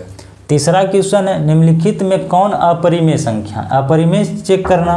तो अपरिमेय चेक करना तो 36 का वर्गमूल 6, 64 का वर्गमूल 8, तो ये तो हमारा क्या हो गया, ये हमारा परिमेय हो गया। लेकिन हमको सेलेक्ट किसको करना, अपरिमेय को सेलेक्ट करना। तो 1 का वर्गमूल 1, 81 का वर्गमूल 9, तो ये भी मेरा परिमेय हो गया।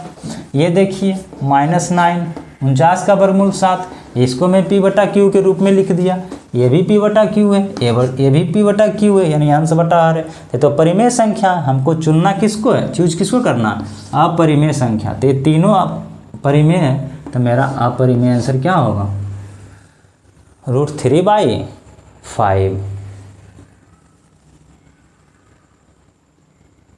नेक्स्ट क्वेश्चन पे आते हैं, क्वेश्चन नंबर 21। इनमें से कौन सी संख्या अपरिमेय है। अपरिमेय अभी मैं जस्ट बता रहा था कि अपरिमेय किसको कहेंगे, जो परिमेय ना हो वो अपरिमेय कहलाएगा। तो अपरिमेय का मतलब होता है जिसको हम P/Q के रूप में नहीं लिख सकते, पहला कंडीशन। दूसरा कंडीशन क्या है, जिसका कंप्लीट रूप से पूरी क्या है, वर्गमूल नहीं निकलेगा। तो 9 का क्या है, वर्गमूल निकल रहा है, तो ये परिमेय है। 20 का नहीं निकल रहा है, 25 का भी निकल रहा है वर्गमूल, 49 का भी वर्गमूल निकल रहा है। तो इसमें option number A, option number C, option number D, ये क्या है, परिमेय संख्या। लेकिन हमको चूज किसको करना है, अपरिमेय संख्या को चूज करना। मेरा अपरिमेय संख्या क्या हो जाएगा आंसर, √20। अब क्या कर रहा है, 2√2 है।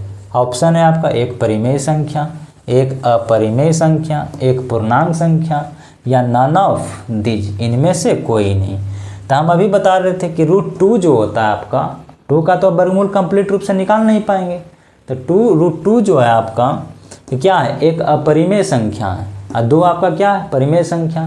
तो मैंने बताया था अभी कुछ देर पहले कि एक परिमेय संख्या और एक अपरिमेय संख्या के योगफल तथा अंतर से जो संख्या बनता है वो क्या कहलाता है? अपरिमेय। लेकिन यहाँ योगफल अवंतर नहीं है, यहाँ गुणनफल है, गुना का सिंबल है। तभी मैं एक चीज़ और आपको जानना पड़ेगा कि एक परिमेय संख्या और एक ये आपका परिमेय है, ये क्या है? अपरिमेय संख्या। तो एक परिमेय संख्या और दूसरा अपरिमेय संख्या का गुणनफल से हमेशा एक क्या बनता है? अपरिमेय संख्या बनता है। नेक्स्ट क्वेश्चन में आएंगे कि निम्नलिखित में पाई/2 क्या है? तो पाई/2 जो है ये क्या है? अपरिमेय संख्या। पाई/2 परिमेय संख्या नहीं है। कहेगा कैसे सर? कितना कहेगा कि पाई का वैल्यू तो 22/7 होता है। तो पाई का वैल्यू 22/7 होता है। ये 22/7 एक्चुअल में नहीं होता है, ये इसको क्या है? 22/7 को माना गया है। पाई जब निकाला गया था तो ये क्या है? इरेशनल नंबर था, ना तो ये पूरी कंप्लीट रूप से भाग लग पाया या ना ही रेकड़िंग आया। तो ना तो रेकड़िंग आया और ना जो है पूरी कभी जो है पाई का वैल्यू कट ही नहीं पाया। तो फिर एक फ्रैक्शन खोजा गया तो देखा गया कि पाई की जो वैल्यू है 3.14 इसी के नज़दीक है, इसलिए पाई का वैल्यू 22/7 माना गया। तो कुछ लोग कहेंगे कि पाई का वैल्यू 22/7 तो एक परिमेय संख्या, 22/7 एक क्या है? परिमेय संख्या है। लेकिन पाई पूछेगा तो पाई जो है अपरिमेय संख्या है। तो इसलिए 22/2 क्या हो जाएगा मेरा? अपरिमेय संख्या होगा, ना तो परिमेय है। परिमेय तथा अपरिमेय दोनों में से कोई नहीं, दोनों नहीं होगा क्योंकि ये तो अपरिमेय है, नन ऑफ दिस। तो इसका आंसर क्या हो जाएगा? पाई/2 जो है एक अपरिमेय संख्या है। चलो नेक्स्ट क्वेश्चन में आते हैं। निम्नलिखित में कौन अभाज्य संख्या है?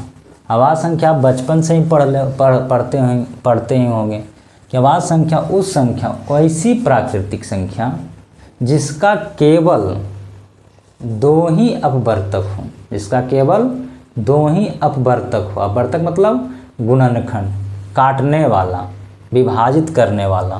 तो 8 का देखिए, 8 को विभाजित करने वाला संख्या 1 भी है, 2 भी है, 4 भी है, 8 है।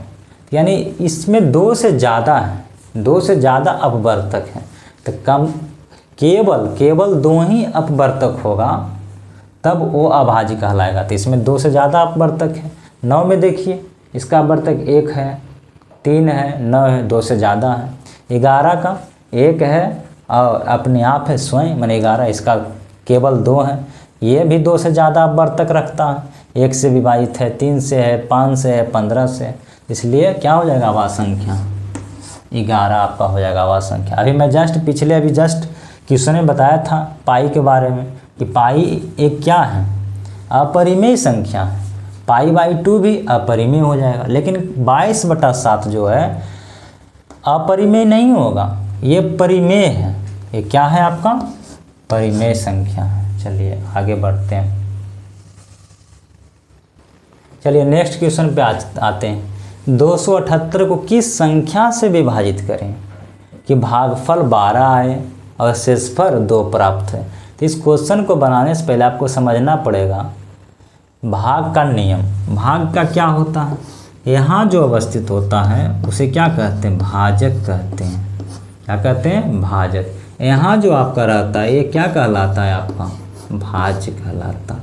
ये जो आपका है भागफल कहलाता है। जो नीचे की ओर बचता है यहाँ पे, इसको शेष कहते हैं या शेषफल कहते हैं। तो आप लोग बचपन से ही जान रहे होंगे कि भाज्य बराबर होता है भाजक गुना भागफल प्लस शेष होता है, ये होता है। तो इसी के मदद से हम क्या करेंगे? इसी के मदद से क्या करेंगे? हम क्या करेंगे? इस क्वेश्चन को क्या करेंगे? सोल्व करेंगे। तो सबसे पहले आइए हम समझते हैं कि क्वेश्चन में आखिर दिया हुआ क्या चीज़ है। 278 को किस संख्या से विभाजित किया जाए? विभाजित किया जाए मतलब भाजक आपका क्या है? नहीं दिया हुआ। तो हल में यहाँ लिखेंगे दिया है आपका क्या दे दिया, भाज्य दे दिया है। भाज्य आपका 278 है। और क्या है, भागफल दे रखा है। भागफल कितना है, 12। और शेष बताया है कि 2 है।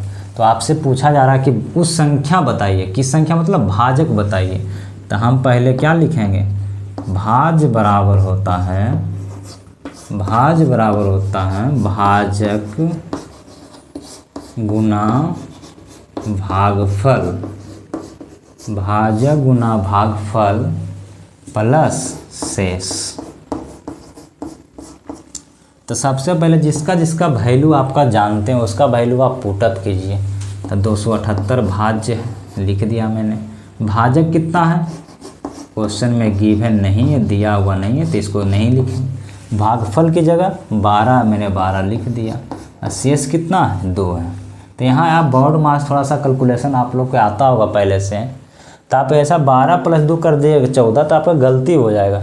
ये +2 है तो इधर इसको लाइए, तो क्या हो जाएगा, 278 - 2 बराबर क्या हो जाएगा, भाजक गुना 12, यानी क्या आ जाएगा 276 बराबर भाजक गुना 12। एक 12 गुना में तो इधर लाएंगे तो क्या करेंगे, भाग करेंगे। 276 भागे 12 बराबर क्या आ जाएगा, भाजक। 12 से काटेंगे इसको, 12 दूनी 24, 3 बचा, 3 पर 36, 12 तिया 36। यानी मेरा आंसर क्या आ जाएगा, भाजक बराबर भाजक बराबर 23। ये हमारा क्या हो जाएगा, करेक्ट आंसर हो जाएगा। चलिए आगे बढ़ते हैं। क्वेश्चन नंबर 27, वह कौन सी संख्या है जिसमें 87 से विभाजित करने पर भागफल 15 तथा शेष 5 प्राप्त हो। 87 से विभाजित करने पर, यानी 87 जो है हमारा भाजक है, अब भागफल मेरा 15, शेष कितना 5 है। तो मुझे क्या चाहिए, संख्या चाहिए। संख्या मतलब भाज्य चाहिए। तो हम सबसे पहले लिखेंगे हल, दिया है क्या चीज़ दिया है, दिया है भाजक। भाजक बराबर 87, भागफल बराबर 15, शेष कितना दिया हुआ है 5। तो हम तो जानते हैं भाज्य बराबर भाजक गुना भागफल प्लस शेष होता है। तो भाज्य मुझे निकालना, मैंने संख्या ही निकालना है। तो भाज्य यहाँ वह कौन सी संख्या जिसमें 87 से विभाजित करने पर विभाजित किया गया तो भाजक कहलाएगा। भागफल दिया हुआ शेष, तो मुझे भाज्य नहीं ज्ञात करना। तो भाजक क्या है मेरा 87 है, भागफल कितना है 15 है, शेष क्या है 5। तो बहुत सारे बच्चे यहाँ क्या करते हैं 15 + 5 करते हैं 20, जो कि क्या है गलती हो जाएगा। आप हल्का सा बोर्ड मास जानते होंगे कि सबसे पहले ब्रैकेट का क्रिया होता, उसके बाद ऑफ का माने का क्रिया होता, फिर का के बाद भाग का क्रिया होता, भाग के बाद गुना के बाद जोड़ के बाद घटाव का क्रिया होता। तो यहाँ बहुत सारे बच्चे 15 + 5 कर देते हैं 20, तो ये क्या हो जाएगा गलती हो जाएगा।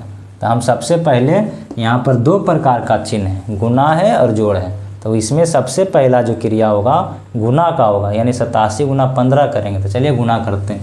15 × 7 = 75 से के 5 बाकी 10, 15 × 8 = 20 से 120 और 10 130, 15 × 7 = 75 से के 5 बाकी 10, 15 × 8 = 20 से 10 130 + 5, यानी क्या हो जाएगा 1305 + 5 यानी 1310। आपका क्या हो जाएगा भाज्य पूछा था, यानी संख्या पूछ रहा, यानी अतः संख्या बराबर लिख देंगे, अतः संख्या बराबर लिख देंगे 1310। ये हमारा क्या हो जाएगा आंसर हो जाएगा। लास्ट वीडियो अब समाप्ति की ओर जा रहा है, ठीक है। तब थोड़ा सा संख्या के बारे में नॉलेज ले लेते हैं। सबसे पहला है प्राकृतिक संख्या, जो कि बचपन से आप लोग जान रहे होंगे, इसी कारण मैं वीडियो के सबसे अंत में इस टॉपिक को मैंने रखा है।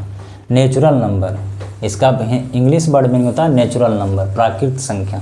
प्राकृत संख्या जो होता है, गिनती की संख्या को क्या कहते हैं? प्राकृत संख्या कहते हैं। गिनती की संख्या को प्राकृत संख्या कहते हैं। तो गिनती की संख्या कहाँ से स्टार्ट होता है? जीरो से नहीं, गिनती जीरो से स्टार्ट नहीं होता।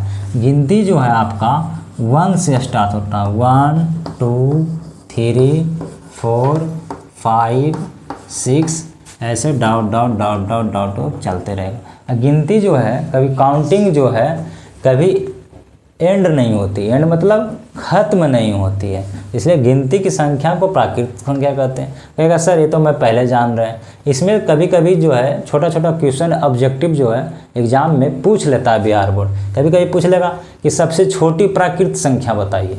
कभी कभी आपसे पूछ लेगा, या स्टार दे के मैं लिख दे रहा हूँ, सबसे छोटी प्राकृतिक संख्या कौन है? देख रहे हैं आप, सबसे छोटी कौन है? जीरो नहीं, ऑप्शन में आपको जीरो भी रहेगा, तो जो कि गलत हो जाएगा, क्योंकि मैंने बता दिया कि गिनती की संख्या को प्राकृतिक संख्या कहते हैं। लेकिन गिनती जो है जीरो से स्टार्ट नहीं होती, गिनती जो है 1 से स्टार्ट होती है। तो 1 2 3 4 5 6 7 8 ऐसे तक। अब गिनती कभी समाप्त नहीं होती है। आप सोचते हो कि 100 तक मैंने गिन लिया, गिनती खत्म हो गया। गिनती जो है हमारे दैनिक जीवन में मरने के बाद भी समाप्त नहीं होगा, गिनती चलते रहेगा।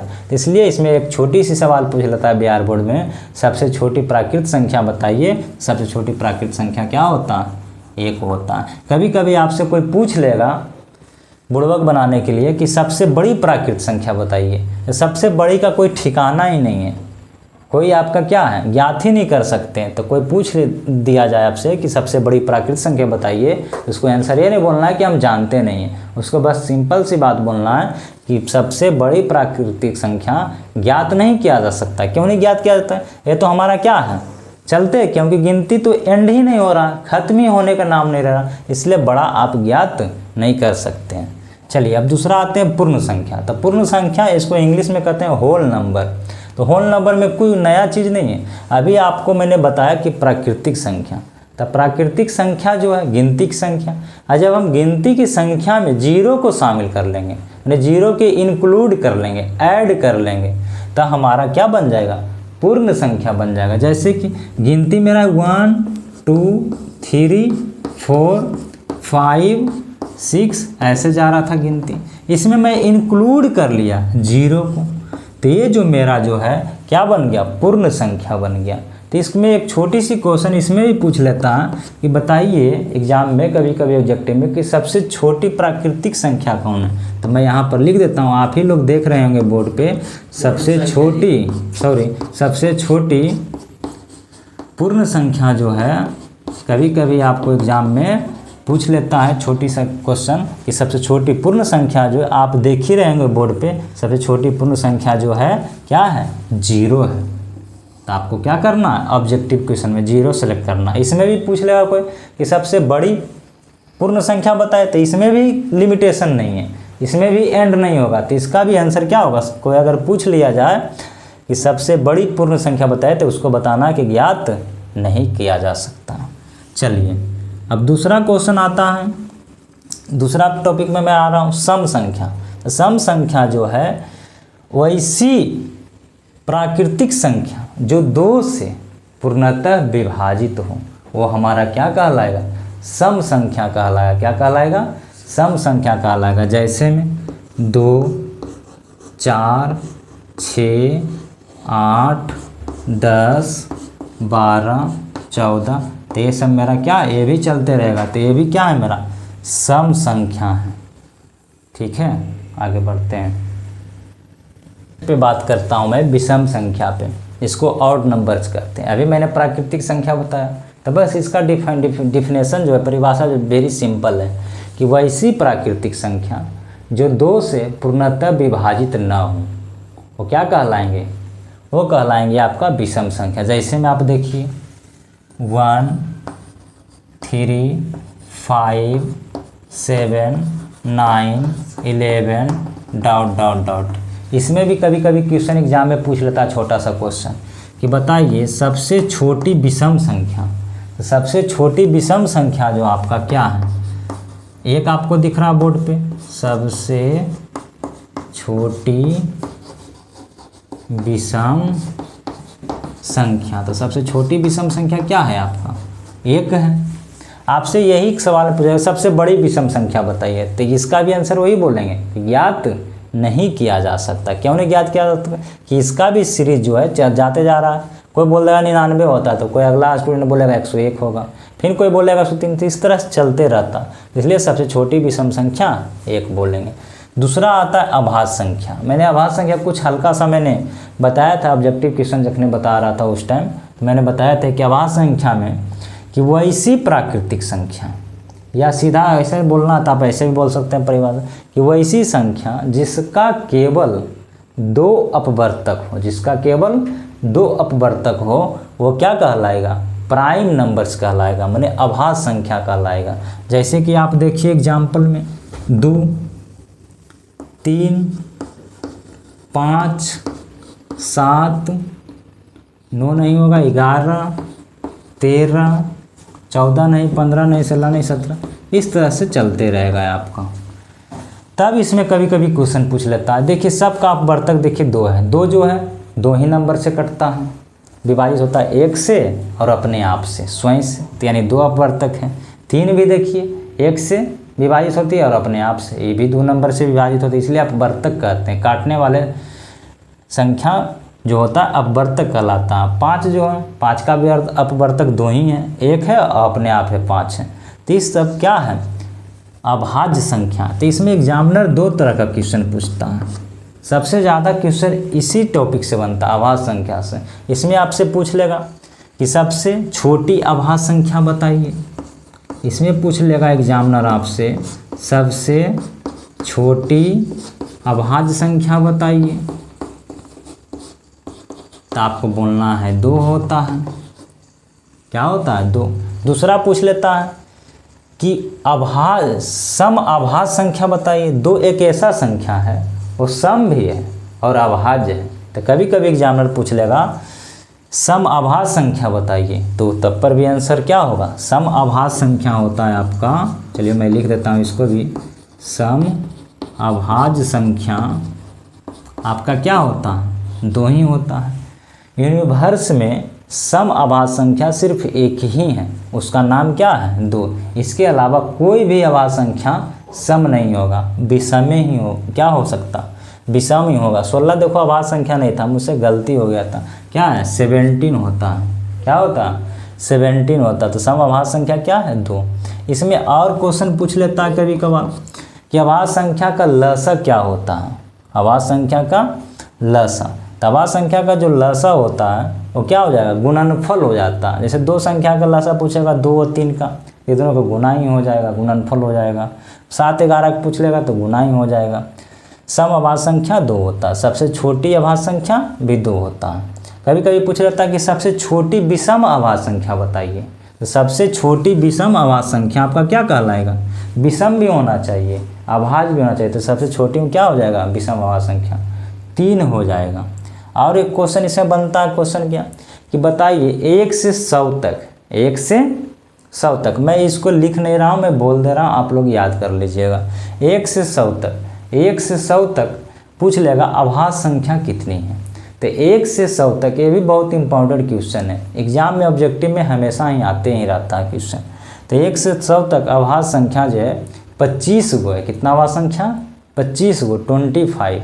कभी कभी एग्जामिनर पूछ लेता क्वेश्चन 1 से 50 तक कितनी अभाज्य संख्या? तो 1 से 50 तक 15 अभाज्य संख्या, 15 अभाज्य संख्या, ये भी क्वेश्चन छोटा मोटा बनता है। इसके जस्ट अपोजिट होता है, अभाज्य संख्या का जस्ट अपोजिट होता है भाज्य संख्या, जिसको कहते हैं कंपोजिट नंबर। कंपोजिट नंबर बस इसका सा डिफिनेशन से हल्का सा चेंज है कि वैसी प्राकृतिक संख्या जिसका 2 से ज़्यादा अपवर्तक हो, जिसका 2 से ज़्यादा अपवर्तक हो, वो क्या कहलाएगा? भाज्य संख्या कहलाएगा। जैसे एग्जाम्पल में देखिए 4, 5 नहीं 6 होगा, 7 नहीं 8 होगा, इसी तरह से 9, 10, ये भी चलते रहेगा।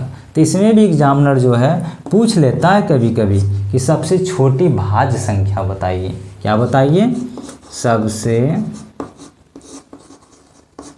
छोटी भाज्य संख्या बताइए। सबसे छोटी भाज्य संख्या बताइए। तो वो है आपका 4। वो क्या है आपका? 4 है। देखिए 4 जो है, अब वर्तक मतलब नहीं समझ रहे होंगे तो फिर से मैं एक बार समझा दे रहा हूँ। अब वर्तक कहते हैं काटने वाली संख्या को। तो 4 देखो कौन कौन संख्या से विभाजित होता है सिंपल भाषा में। तो 1 से विभाजित होता, 2 से होता, 4 से होता। तो देखो इसमें 3 संख्या से विभाजित हो रहा।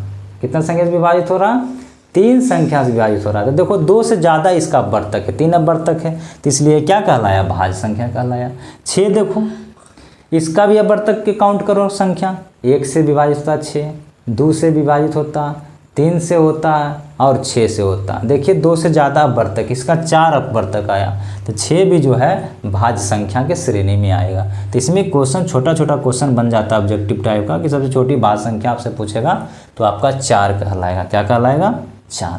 अब हम आगे बढ़ते हैं सअभाज्य संख्या, इसको बोलते हैं को प्राइम नंबर। कैसा नंबर? को प्राइम नंबर। तो इसमें इसका डिफिनेशन बहुत आसान है, एकदम वेरी सिंपल। इसको बोलना है कि वैसी 2 संख्याएं, इसमें कोई बाउंडिंग नहीं है, बस सीधा बोलना वैसी 2 संख्याएं जिसका HCF बोलने का मतलब होता महत्तम समाप्त वर्तक, यानी इंग्लिश में इसको कहेंगे हाईएस्ट कॉमन फैक्टर। तो इसका जब 2 संख्या का, वैसी 2 संख्या जिसका महसा 1 हो, वो हमेशा क्या कहलाएगा? वो सह का मतलब होता है 2, अभाज्य मतलब जिसका 2, वैसी 2 संख्या जिसका महसा क्या हो? 1 हो, वो क्या कहलाएगा? सअभाज्य संख्या। जैसे कि आप देखिए 3, 5 ये क्या है? सअभाज्य संख्या। मान लिया जाए, और दूसरा एग्जाम्पल मैं दूँ 13, 17, तो ये सब का क्या है? आप HCF बनाइएगा तो क्या आएगा HCF? चलिए मैं बना के एक बार दिखा देता हूँ HCF। देखो बनाएंगे HCF। 3 एकम 3, 2, 3 से एक बार में 1, 1 दूना 2, यानी मेरा HCF क्या आया? देखो ये दोनों नंबर का HCF क्या आया? 1 आया। तो इसलिए ये क्या कहलाएगा?